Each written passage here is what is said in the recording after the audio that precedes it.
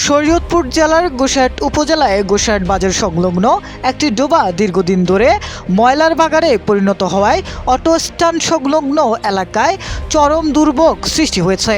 বাজারের বিভিন্ন ব্যবসায়ী প্রতিদিন ময়লা, বাসি খাবার ও আবর্জনা নির্ধারিত ডাস্টবিনে না ফেলে ওই ডোবায় ফেলায় সেখানে সৃষ্টি হয়েছে তীব্র দুর্গন্ধ, যা আশেপাশের পরিবেশকে চলাচলের অনুপযোগী করে তুলেছে। সরজমিনে দেখা যায় অটো স্ট্যান্ডের পাশে একটি ডাস্টবিন থাকা সত্ত্বেও তা ব্যবহার না করে ডোবাটি বেছে নেওয়া হচ্ছে ময়লা ফেলার জায়গা হিসেবে। ফলে ডোবাটিতে জমে থাকা ময়লা পচে গিয়ে পুরো এলাকায় ছড়িয়ে পড়েছে অসহনীয় দুর্গন্ধ। এতে অটো স্ট্যান্ডে অবস্থান করা চালক ও যাত্রীদের পড়তে হচ্ছে ভোগান্তিতে। একই সঙ্গে পথচারীদের জন্য ওই এলাকা দিয়ে স্বাভাবিকভাবে চলাচল করাও কষ্টকর হয়ে পড়েছে। এদিকে উন্মুক্ত স্থানে ময়লা ফেলার কারণে পরিবেশ দূষণের পাশাপাশি জনস্বাস্থ্যের জন্য মারাত্মক ঝুঁকি তৈরি হচ্ছে।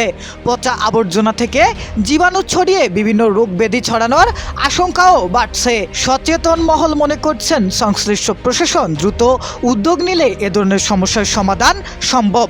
ডোবাটি পরিষ্কার করে নির্ধারিত ডাস্টবিন ব্যবহার করে কঠোর নজরদারি এবং কার্যকর বর্জ্য ব্যবস্থাপনার উদ্যোগ নেওয়া হলে এ দুর্ভোগ থেকে পরিত্রাণ পাওয়া যাবে। এ বিষয়ে সংশ্লিষ্ট কর্তৃপক্ষের জরুরি হস্তক্ষেপ কামনা করছেন স্থানীয়রা।